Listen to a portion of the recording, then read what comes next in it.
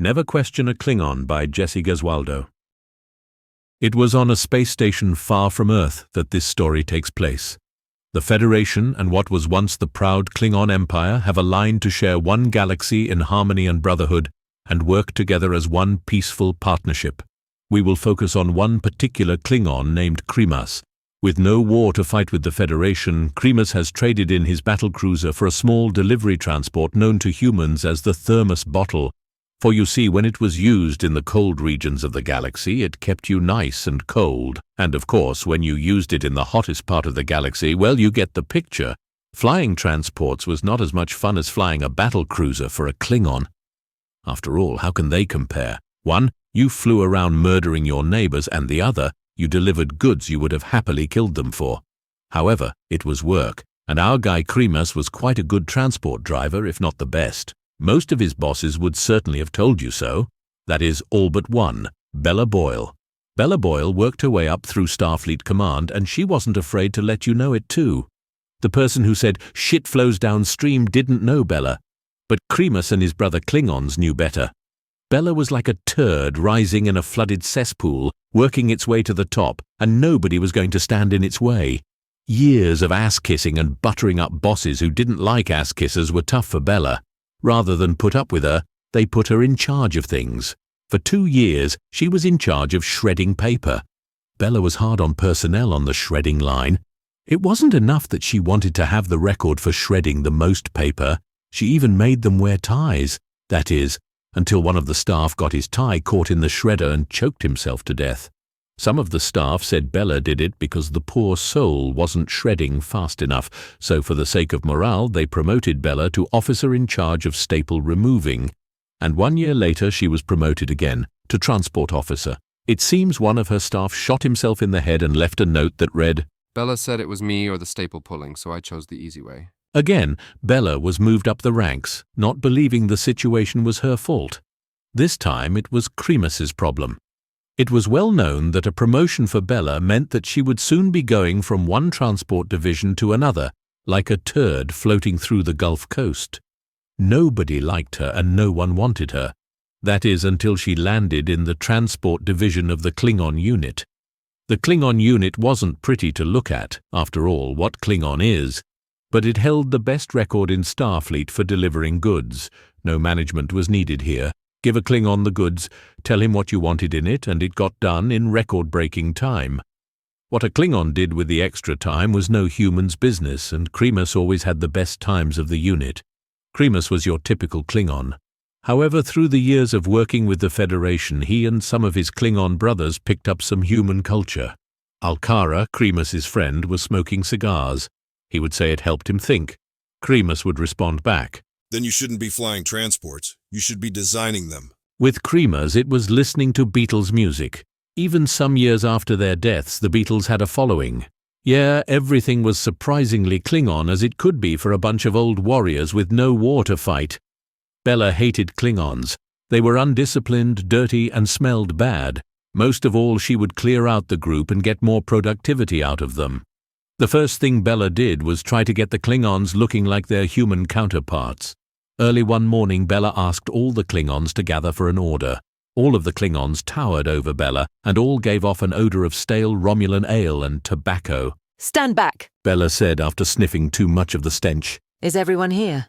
No. "Who's not here?" All the Klingons looked at each other, then back to Bella, giving big, rotten-tooth grins, and in harmony said, "Krimas." "I'll deal with him later." She then made some changes to the way things were to be done. "I expect you to comply with these changes, or I will deal with you in a harsh manner." The Klingons laughed, making Bella turn beet red. "You think this is funny?" One voice in the crowd burst out in laughter and replied, What are you going to do? Reassign us to a transport unit? At this, the Klingons broke out in loud laughter. "Knock it off!" Bella yelled. "Starting today, you will all wear the same uniform. That means no messy hair, no horrible food or drink you interface with. All shipping labels will be removed and items will be placed in the dispatch center before each run for a count. If they are misfiled, it goes on record." After 3 pages of rules and 50 handwritten amendments, one Klingon stood up and tore the paper in half. "You will do what you are told, or you'll hear what I tell you." Bella dropped the ashes from her cigarette onto the floor and the Klingons stared. Moments later a hatch opened, and in walked Krymas, greeting his comrades with a grunt or two and looking at all their grim faces. What's the problem? We ended the war with the Federation too soon. Then he filled Krymas in on the new rules and changes. Krymas laughed it off and went to his loading dock to load his cargo and get on with his work. Before Bella could find him, she stormed the dock only to discover crates of live chickens, 636 crates of live clucking chickens. What the hell is this? Bella yelled at the top of her lungs to nobody in particular. Where is my prime cargo of goods? A lone mechanic doing minor repairs on the dock almost soiled himself at the sudden sound and ran to the far side of the dock near the nearest bathroom access. What is going on here? From behind her, a deep Klingon voice rumbled. You are looking at Krymas, with a grin and a chicken hanging off his arm. Bella looked at him, and for a brief moment she was thinking, in the future, people will still be smoking. Yup, there will be a lot of smoking in the future. Then, in her sharpest voice, she barked, Transport pilot, next time bring the right cargo. Bella continued. You'll do what you're told, and you'll haul what I tell you. Bella snapped, dropping the ashes of her cigarette on the floor in front of him. Krymas's face turned red as Mars. Before he could say a word, Bella went on. You play unauthorized music while flying, and you're always out of uniform. Krymas's eyes grew so large with anger they looked like ancient road signs. Bella wasn't done. Without taking a breath, she yelled at the top of her lungs, I'm tired of your poor excuses for being late. Then, mocking him, she added, Ooh, my transport blew a fuse. Ooh, my brood made me late. That was too much. Krymas's old Klingon instinct kicked in, and he was ready to reach for his phaser and blast her into atoms. But he no longer carried one. After all, Klingons were no longer a threat to the Federation. Krymas's mouth opened to speak again, but Bella cut him off. With a wicked cackle, she fired her final question. All I want to know from you is when you're going to be back, Klingon. Krymas slowly clenched his massive fist, then raised it into the air. In a single powerful motion, he slammed it down into the control panel.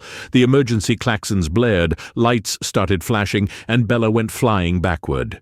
In an instant, all 636 live chickens were jettisoned into space. As soon as the safety doors slammed shut, a group of humans and Klingons entered, followed by the safety officer.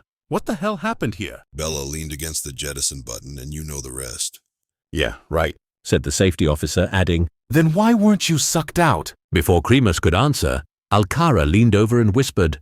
Nice gravity boots. The safety officer looked down, and sure enough, Krymas was wearing the largest pair of gravity boots he had ever seen. Wow, lucky for you. You followed rule number 8, which states, always wear your gravity boots when in the loading dock. The Klingons laughed from the back of the group.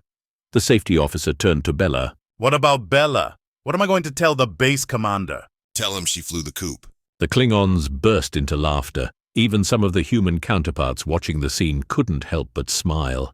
Okay, let's break it up and everybody get back to work. The safety officer ordered. I'll break the bad news to the base commander. In the weeks that followed, an official inquiry was held.